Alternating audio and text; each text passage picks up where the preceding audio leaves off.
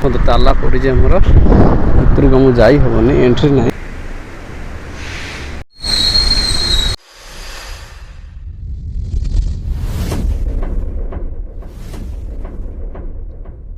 Hello भाई नमस्ते जय जगन्नाथ। तो राजवन ब्यूटी एक्सप्रेस समस्त स्वागत वेलकम। तो आज आम आसिक पहुँचे गंजाम ब्रह्मपुर जो कनेक्ट होती हुमा हुमा निकटतर एठिकार बाबा बम बम भलेंकर अकार करुणार कौन मंदिरटी अच्छी आम आसतु देखा। समुद्र भी अच्छी पार्क सिस्टम भी अच्छी बहुत आकार बहुत भल अच्छी। आसतु जीवा केमिति कौन जिनस प्लेसटा देखा। तो आम रोलु बटेश्वर कल्याण मंडप रे। तो आमर ये रूम मिलता देखिपे रूम टी मंडपटा से जहा आमर मंडप पाखर अच्छी शौचालय आम बस टी भी से ठिया है जापे बस यात्रा इंद्र भवन किंग यात्रा इंद्र भवन बस टी सेपट भी पिला माने अछंती। एटा प्लेसटा देखंतु बहुत भल आकार प्लेस बहुत जंगल परिवेश रे गठित होइछि जोड़ित होइछि कनेक्ट। तो आम से जावाक पड़ो जेहेतु आमर से भल मंदिर अच्छे देखिपे से आम जावाक पड़ो। आसतु जीवा से भितर आमर दुई सांग जे मो सांगे जबार थिला से आगुतरा टे बाहर पलि आसते आम भेट होगा देखिपे सी देख हाथ ठारे डाकुच आस जल्दी आस कहीं भिड़ हो जापे भिड़ हो गले भारी असुविधा आम टे भिड करने को असुविधा हम ता भर आम जल्दी टे बाहर जावाई बाबा पाखक। तो देखो प्लेस सब केमिति होइछि। एटा हला मिनी पार्क पार्क साइड्रे पानी टांगी थिला। तो यहाँ मिनी पार्क जेहेतु गाड़ी फाड़ी सुविधा रखापी बाबा मंदिर ता भर आम आसी पहुँच गले बाबा मंदिर पाखे देखिपे मंदिर होइछि। देख यहाँ है एंट्री गेट यही एंट्री गेट देकी आमको जावाई पड़ो। तापर एपट को मुझे देखा देखिपे बैक साइड कले आमर बाबांकर जो अच्छा वाहन वाहन मूर्ति होती देखो बहुत सुंदर आकार बहुत बढ़िया होती। आपको केमी लगुच आपको निश्चय जनइबे आपण अपेक्षा कमेंट अपेक्षा आम अपेक्षा करचु। तो देखु आग आम एंट्री करवा भितर को आसतु जीवा भितर को साइड रे अच्छी ये है आम एंट्री कलु जो बाबा मंदिर सामने मयूर घेरऊ रे अच्छा बाबा मंदिर एपट साइड रे भी देखिपे मंदिर एंट्री करने पूर्व मंदिर टी अच्छी जेहेतु मंदिर पाखे चेयर फेयर पड़ता बहुत आम पहाश देकी तलू जावाई पड़ो तलू गले ही मो बाबा मंदिर पड़ो ता पूर्व आम कौन करवा आमर चतुर्पाख चारिपाखे बहुत बहुत सुंदर आकार आर्ट है देखिपे मुझे कहया पूर्व आप देखिपे बहुत सुंदर आकार ये देखो बजरंग बली जे रामायण रे पर्वत उठे आनी पाखे राधाकृष्ण भी अच्छा पाखे प्लस जो माने नाग देवता जो सप्त श्रेणी विष्णु जो सेवन करते से बाबा भी अच्छा ये नृसिंह भी बाबा अच्छा ये ब्रह्मा विष्णु महेश्वर तापर जगह कालिया भद्र अच्छा आम एमती भी देखा अन्य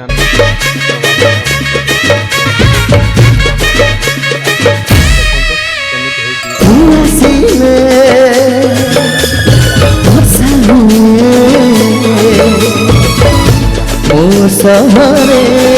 दिन दीपहरे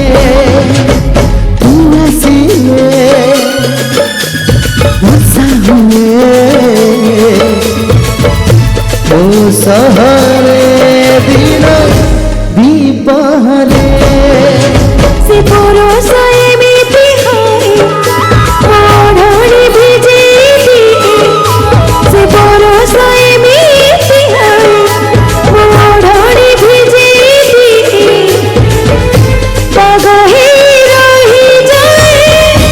मन रे तू आसिले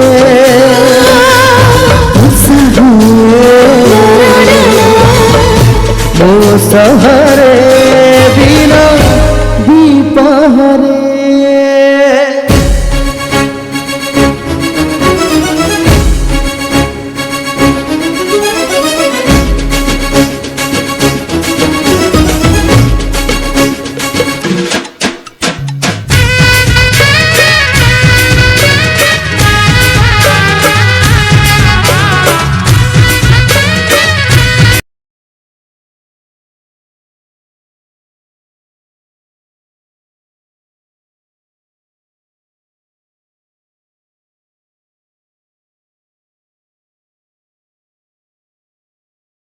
এইটা হল বাবাଙ୍କ ପୁରା ଭିତରର ଦୃଶ୍ୟ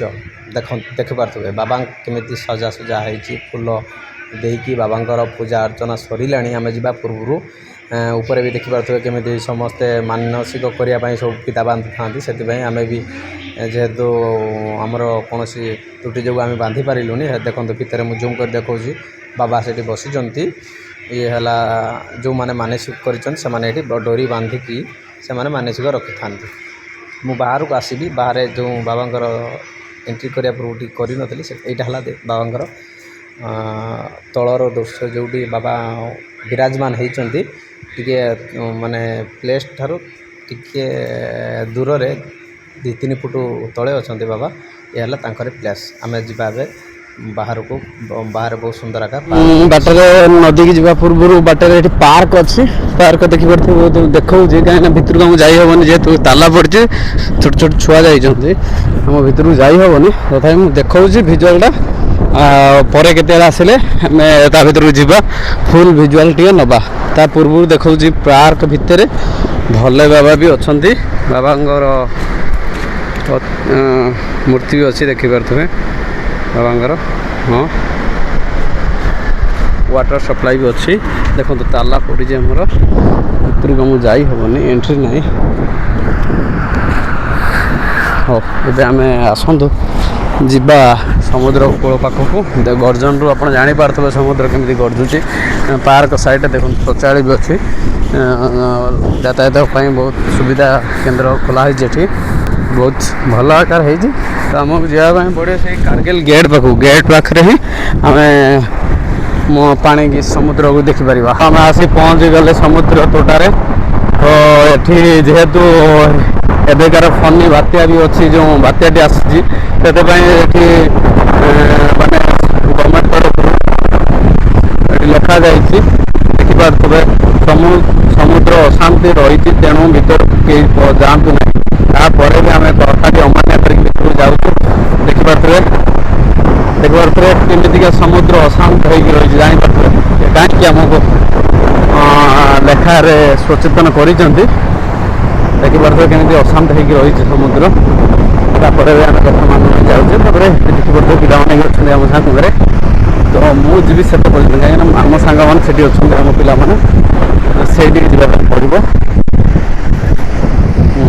ଦେଖନ୍ତୁ କେତେ ଅଶାନ୍ତ ସମୁଦ୍ର ସାଗର ମୁଁ ଦେଖାଉଛି ପାଖକୁ ଯିବି ଭିଜୁଆଲ ଦେଖିବା ପାଇଁ ଆସି ପହଞ୍ଚି ଯାଇଛି ଦେଖନ୍ତୁ ସମୁଦ୍ର କେମିତି ଗର୍ଜନ ଛାଡ଼ୁଛି ଇଏ ହେଲା ସମୁଦ୍ରର ଇଏ ହେଲା ଆମର ତୋଟାରେ ପିଲାମାନେ ଦେଖନ୍ତୁ ସମୁଦ୍ର କେମିତି ଗର୍ଜନ ଛାଡ଼ିକି ଆସୁଛି ଜାଣିପାରୁଥିବେ ଦେଖନ୍ତୁ ଅଶାନ୍ତ ସମୁଦ୍ର ଏମିତି ଗର୍ଜନ ଛାଡ଼ି ତାର ଆସୁଛି ତାର ଢେଉ କେମିତି ମାଡ଼ି ମାଡ଼ି ଚାଲିଛି ମାନେ ଦେଖିକି ଜାଣିପାରୁଥିବେ ବହୁତ ଦୂରକୁ ଦେଖାଉଛି ଆପଣଙ୍କୁ ଦେଖିପାରୁଥିବେ ବହୁତ ମାନେ ଯେହେତୁ ବାତ୍ୟାଟି ଅଛି ଆଖି ଆଗରେ ସେଥିପାଇଁ ଲହଡ଼ିଟି ଆସୁଛି ଦେଖିପାରୁଥିବେ